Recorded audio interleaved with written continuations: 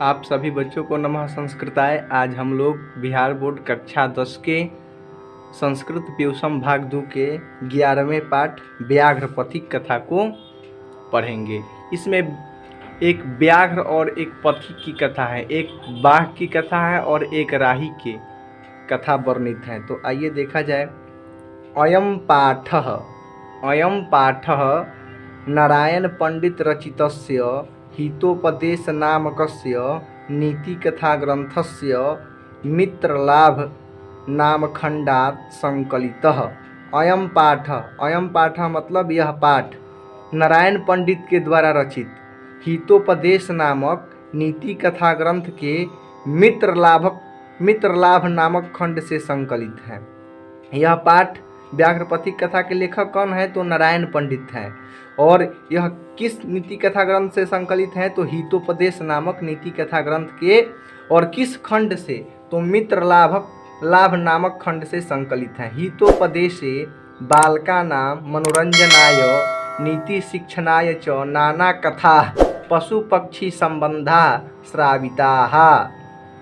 हितोपदेश में बालकों के बच्चों के मनोरंजन के लिए नीति शिक्षा के लिए नाना कथा बहुत तरह के कथा पशु पक्षी संबंधा श्राविता पशु पक्षी से संबंधित कथा दिए गए हैं हितोपदेश में। हितोपदेश के विषय में कहा गया है कि श्रोता हितोपदेशो वयम पाटवम संस्कृत उक्तिषु वाचाम सर्वत्र वैचित्रम नीति विद्याम ददाति च। हितोपदेश में वाणी की हर जगह विचित्रता और नीति भरी शिक्षा भरी बातों को उसमें हितोपदेश में बता दिया जाता है। इस कथा के पात्र होते हैं केवल पशु पक्षी ही होते हैं। उन्हीं के द्वारा मानवों को नीति भरी उपदेशों को दे दिया जाता है, विशेषकर बच्चों के लिए। प्रस्तुत कथायाम लोभस्य दुष्परिणामः प्रकटितः। प्रस्तुत कथा में जो व्याघ्र पथिक कथा है, इस कथा में लोभस्य दुष्परिणामः प्रकटितः लोभ के दुष्परिणाम को बतलाया गया है, प्रकट किया गया है। पशु पक्षी कथा नाम मूल्यम मानवानाम शिक्षार्थम प्रभूतम भवति। पशु पक्षी के कथाओं का मूल्य मानवों के लिए शिक्षाप्रद प्रभूतम भवति शिक्षाप्रद है। पशु पक्षी के कथा का मूल्य क्या है? मानवों के शिक्षा भरी बातों के लिए है। इति एतादृशिभिः कथाभिः ज्ञायते, ऐसा इस कथा से मालूम चलता है। तो इसमें से क्या क्या प्रश्न आ सकता है कि इस पाठ के लेखक कौन है? तो नारायण पंडित हैं। किस नीति कथा ग्रंथ से संकलित है? तो हितोपदेश नामक नीति कथा ग्रंथ से संकलित है। किस खंड से संकलित है? तो मित्रलाभ नामक खंड से संकलित है। अच्छा, व्याघ्र पथिक कथा में या हितोपदेश की जितनी भी कथाएं हैं उसमें उस कथा के पात्र कौन होते हैं? तो केवल पशु पक्षी उस कथा के पात्र होते हैं। इस कथा में किसके दुष्परिणाम को प्रकट किया गया है? तो लोभ के दुष्परिणाम को प्रकट किया गया है। तो आइए अब देखा जाए। कश्चित् वृद्ध व्याघ्रः अस्नानतः कुशहस्तः सरस्तीरे ब्रूते भो भो पंथा। कश्चित् वृद्ध व्याघ्र कोई बूढ़ा बाघ अस्नानतः स्नान किया हुआ कुशहस्त लेकर हाथ में कुश लेकर के सरस तीरे ब्रूते तालाब के किनारे बोलता है भो भो पंथा, ऐ राही, ऐ पथिक, ऐ आने जाने वाले। इदम सुवर्ण कंगणम गृह्यताम, यह सोने का कंगन ग्रहण करो। इदम सुवर्ण कंगनम गृह्यताम, यह सोने का कंगन क्या करो? ग्रहण करो। तत्तो लोभाकृष्टेन केनचित् पांथेन आलोचितम भाग्येन एतत् इति संभवति। उसके लोभ में पड़ने से किसी पथिक के द्वारा सोचा गया, लालच में पड़कर कि भाग्येन एतत् इति संभवति, ऐसा भाग्य से ही संभव है। क्या भाग्य से संभव है? कि चलते फिरते सोने का कंगन मिल जाए। किंतु अस्मिन् आत्मसंदेहे प्रवृत्तिं विधेयायतः, किंतु इसमें आत्मसंदेह है, इसमें जान का खतरा है। प्रवृत्तिं विधेयायतः, आत्मसंदेह वाले चक्कर में नहीं पड़ना चाहिए, ऐसा कहा गया है। यतः अनिष्टादिष्ट लाभे अपि न गतिर्जायते शुभा यत्रास्ते विष संसर्गो अमृतम तदपि मृतवे। पुनः एक बार, अनिष्टादिष्ट लाभे अपि न गतिर्जायते शुभा, यत्रास्ते विष संसर्गो अमृतम तदपि मृतवे। अनिष्टादिष्ट लाभे अपि, अनिष्ट चीज से भी यदि इष्ट लाभ की प्राप्ति होती है, अच्छे लाभ की प्राप्ति होती है, तो उसका भी गति आगे चल करके शुभ कल्याणकारी नहीं होता।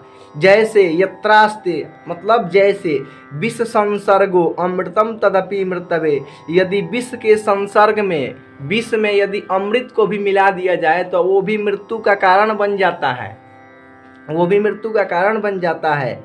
इसलिए अनिष्ट चीज से यदि इष्ट लाभ की प्राप्ति होती है तो उसका भी गति आगे चल करके शुभदायी फलदायी नहीं होता। इसलिए जैसा कि विष के संसर्ग में यदि अमृत भी आ जाए तो वो भी मृत्यु का कारण बन जाता है। चलिए आगे देखा जाए।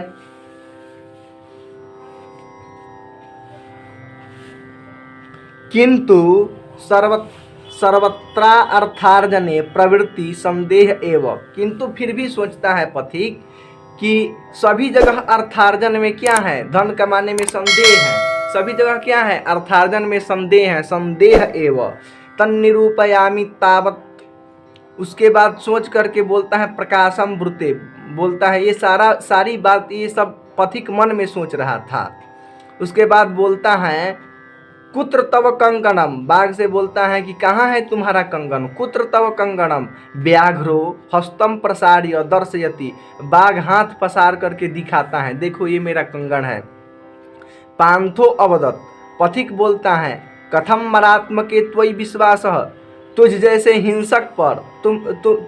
हिंसक पर कैसा विश्वास, त्वयि विश्वासः तुझ पर कैसा विश्वास। व्याघ्रौ वाच, व्याघ्र बोलता है शृणु रे पंथा, सुनो रे पथिक, प्रागैव यौवन दशायाम अति दुर्वृतः आसम, मैं जब, ए पथिक सुनो, मैं जब यौवन था, मैं जवान था तो मैं बहुत अति दुष्प्रवृत्ति का था। अनेक गोमानुषा नाम बधान में पुत्रामृताधराश्च, अनेक गायों एवं मनुष्यों के मारने पर मेरे सारे पुत्र क्या हो गए, मर गए। वंशहीनश्च अहम, मैं क्या हो गया, वंशहीन हो गया। जिसका कोई न बच्चा हो या न बच्ची हो उसको क्या कहते हैं, उसको वंशहीन कहा जाता है। तो ये कहता है बाघ कि मैं जब यौवन दशा में था, मैं जब जवान था तो अनेक गायों एवं मनुष्यों के मारने के कारण मेरे सारे पुत्र क्या हो गए, मृत्यु को प्राप्त हो गए और मैं क्या हो गया, वंशहीन हो गया। ततः केन चिद्धा मार्मिकेन अहम मादिष्टः, तो किसी धार्मिक के द्वारा हमें दिशा निर्देश दिया गया, हमें बतलाया गया, दान धर्मादिकम चरतु भवान, दान धर्म करो, दान धर्मादिकम चरतु भवान, तद उपदेशा अहम स्नानशीलो दाता वृद्धो गलित नख दंतो कथम न विश्वास भूमि।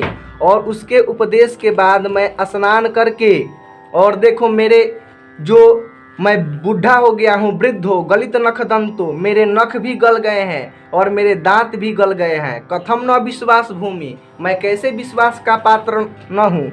मया च, यही नहीं, मेरे द्वारा धर्मशास्त्राणि अधीतानि, मेरे द्वारा धर्म शास्त्रों का अध्ययन किया गया है। सुनो, कहता है दरिद्र दान भर कौन्तेय मा प्रयक्ष ईश्वरो धनम, दरिद्र दान भर कौन्तेय मा प्रयक्ष ईश्वरो धनम, व्याधि औषधम पथ्यम निरुजस्य किम औषधि। कहता है बूढ़ा बाघ की, ए दरिद्र दान भर कौन्तेय, हे कौंती पुत्र अर्जुन कह दीजिए, भीम कह दीजिए, जितने भी पांचों पांडव थे वो कौंती के ही पुत्र थे, तो उनमें से किसी को कह दीजिए दरिद्र दान भर कौन्तेय, हे कौंती पुत्र, माँ प्रयक्ष ईश्वरो धर्म, दरिद्र को दान दो, गरीब को दान दो, जो दान लेने का अधिकारी है उसे दान दो।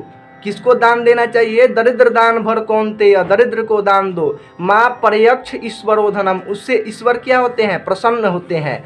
जैसे कि व्याधि औषधम पथ्यम निर्जस्य किम औषधि, व्याधि मतलब होता है रोगी, रोगी को औषधि की आवश्यकता होती है, दवा की आवश्यकता होती है। निरुजस्य किम औषधि, जो निरोग है, जिनको कि कोई रोग नहीं है, उन्हें दवा की क्या आवश्यकता होती है। उसी तरह जो गरीब हैं उसे दान की आवश्यकता होती है, जो धनी है उन्हें दान की आवश्यकता नहीं होती है। गरीब को दान देने से क्या होते हैं, ईश्वर प्रसन्न होते हैं।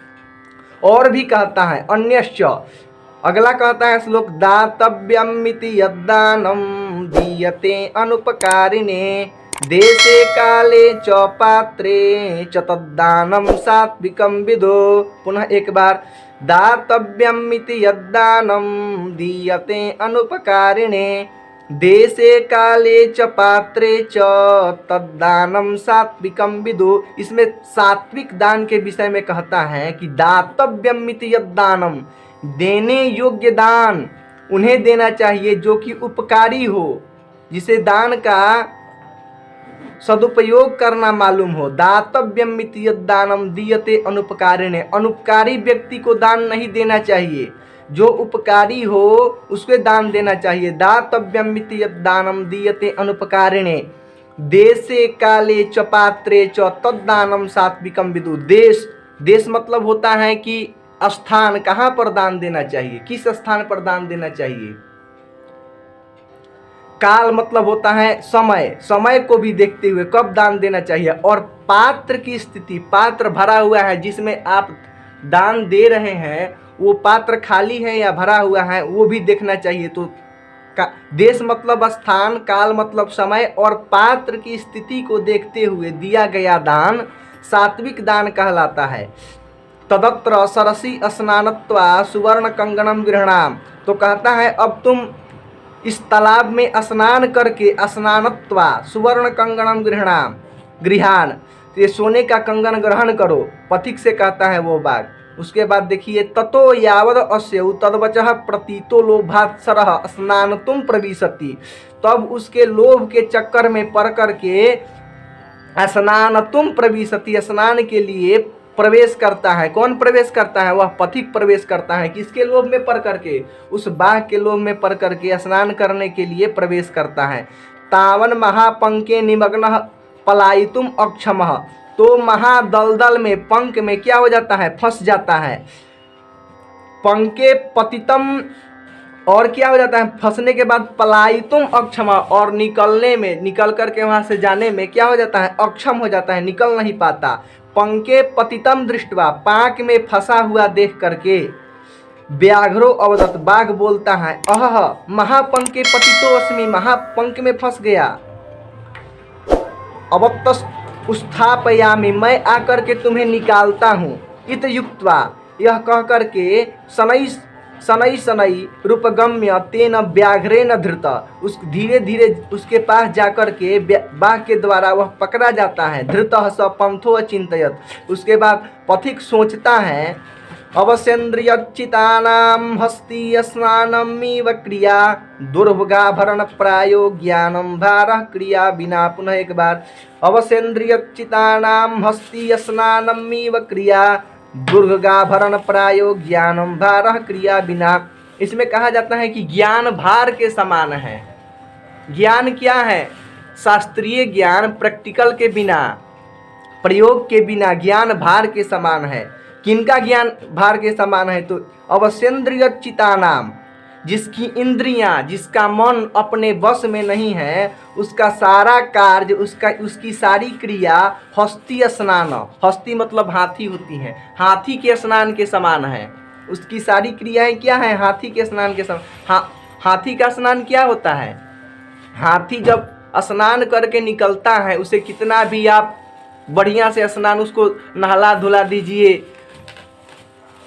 फिर भी जब वह निकलता है स्नान करके तो धूला और कीचड़ अपने शरीर पर डाल करके सिद्ध कर देता है कि शास्त्रीय ज्ञान व्यर्थ है क्रिया के बिना। ज्ञानम भार दुर्ग आभरण प्रायो ज्ञानम भार क्रिया बिना। और जैसे कि विधवा स्त्री के शरीर पर गहना शोभा नहीं देता, उसी तरह ज्ञान भार के समान है। कैसे, तो क्रिया के बिना। किनका ज्ञान भार के समान है, तो जिनकी इंद्रियां, जिनका मन अपने वश में नहीं है। इति चिंत्य अन्य वासौ व्याघ्रेण व्यापादितः खादितश्च। ऐसा सोचने के बाद बाघ के द्वारा व्यापादितः पकड़ करके, खादितश्च खा लिया जाता है। कौन खा लिया जाता है? वह पथिक।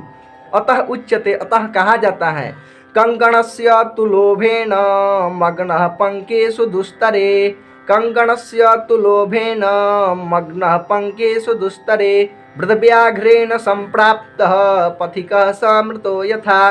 कंगणस्य तु लोभेन, कंगन के लोभ में पड़ने के कारण महापंक में फंस जाता है। महापंके मग्नः पंकेषु दुस्तरे, वृद्ध व्याघ्रेण संप्राप्तः, बूढ़े बाघ के द्वारा पकड़ा जाता है। पथिकः समृतो यथा, और पथिक क्या होता है? मारा जाता है।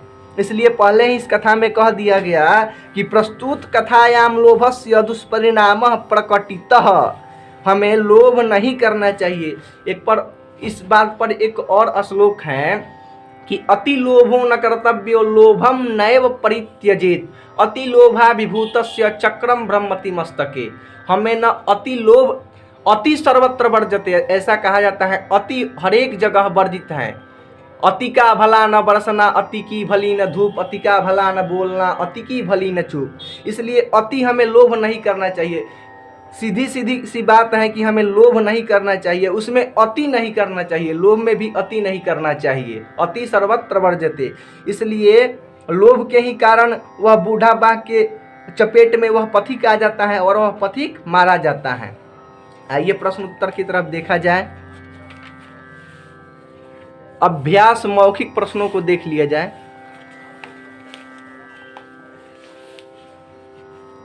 अद्यो लिखितानां प्रश्नाम उत्तरम बदत, जो लिखित प्रश्न है उसका उत्तर बोलना है। पहला प्रश्न है, कह स्नानतः कुश हस्तः सरस तीरे ब्रुते। कौन स्नान किया हुआ कुश, हाथ में कुश लेकर के तालाब के किनारे बोलता है? तो वो बूढ़ा बाघ बोलता है। देखिए, हम बार बार आप लोगों से कहते हैं कि जो भी आपके परीक्षा में प्रश्न आने वाले हैं वो सारे हिंदी में ही आएंगे। उसका 4 ऑप्शन दिया रहेगा।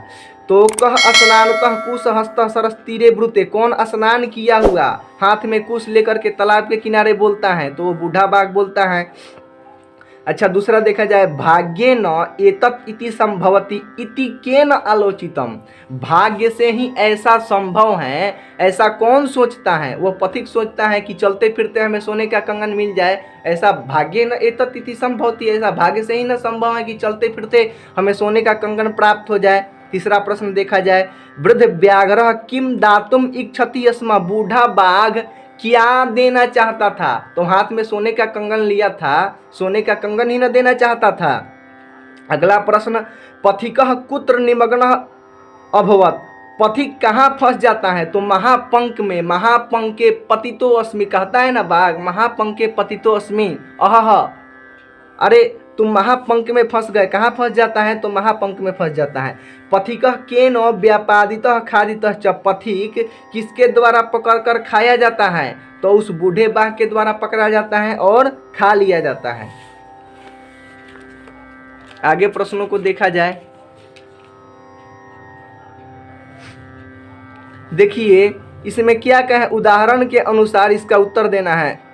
स्नाधन अक्त्वा, इसमें अक्त्वा प्रत्यय लगा है, स्नानत्वा। पठ धन अक्त्वा पठित्वा, खाद धन अक्त्वा खादित्वा, गम धन अक्त्वा गत्वा, दृष्ट धन अक्त्वा दृष्टवा, हस धन अक्त्वा हसित्वा। ऐसा जब व्याकरण वाला पाठ पढ़ाएंगे तो आप लोगों को समझ में आ जाएगी। चलिए, जो किताबी जो प्रश्न है उसको देख लिया जाए। अद्यो लिखिता नाम प्रश्ना नाम एक पदेन उत्तरम लिखत। इसका एक पद में इसका उत्तर क्या करना है? लिखना है। लिखा है, वृद्ध व्याघ्र कुत्र ब्रुते। कहाँ बोलता है बूढ़ा व्याघ्र? कहाँ बोलता है? तो तालाब के किनारे, सरस तीरे ब्रुते, तालाब के किनारे बोलता है। अगला प्रश्न, कह लोभा कृष्ट अभवत। कौन लोभ में पड़ जाता है? तो वह पथिक लोभ में पड़ जाता है। अगला, कह सुवर्ण कंगनम दातुम इच्छति अस्म। कौन सोने का कंगन देना चाहता था? तो वह बूढ़ा बाघ सोने का कंगन देना चाहता था। अगला प्रश्न, कह स्नानशीलः दाता गलित नख दंतः च आसित। कौन स्नान किया हुआ देने वाला और नख और दंत से गलित था? तो वह बूढ़ा बाघ था जिसके नख और दंत सब गल गए थे।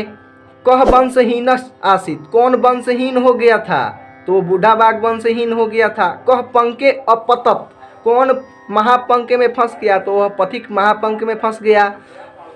अगला देखा जाए, अद्यो लिखिता नाम प्रश्ना नाम पूर्ण वाक्येन उत्तरम लिखत। पूर्ण वाक्य में उत्तर लिखना है। जो निम्नलिखित प्रश्न है उसका उत्तर पूर्ण वाक्य में लिखना है। कुत्र तव कंगनम इति कह अवदत। कहाँ है तुम्हारा कंगन, ऐसा कौन कहता है। तो वह पथिक कहता है। तो बाघ क्या करता है, हस्तम प्रसार्य दर्शयति, हाथ पसार करके वो बूढ़ा बाघ दिखाता है। व्याघ्र कीदृश आसीत, बाघ कैसा था। बाघ कैसा था तो उसका यदि चरित्र चित्रण करने के लिए आ जाए तो वो एकदम दुष्प्रवृत्ति का था।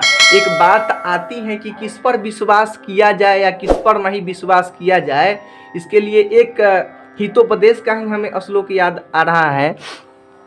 कहा जाता है नदी नाम शस्त्र पानी नाम नखी नाम श्रृंगी नाम तथा विश्वासो नैव कर्तव्यो स्त्रीषु राजकुलेषु च।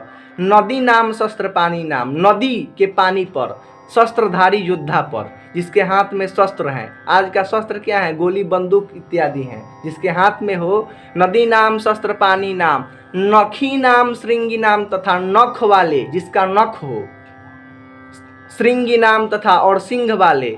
विश्वासो नैव कर्तव्यो स्त्रीषु राजकुलेषु च, और स्त्रियों पर और राजघरानों पर कभी विश्वास नहीं करना चाहिए। अगला प्रश्न है व्याघ्रे न कानी अधीतानी, बाघ क्या अध्ययन किया था। तो बाघ बोलता है मया च धर्मशास्त्राणी अधीतानी, मेरे द्वारा धर्मशास्त्रों का अध्ययन किया गया है।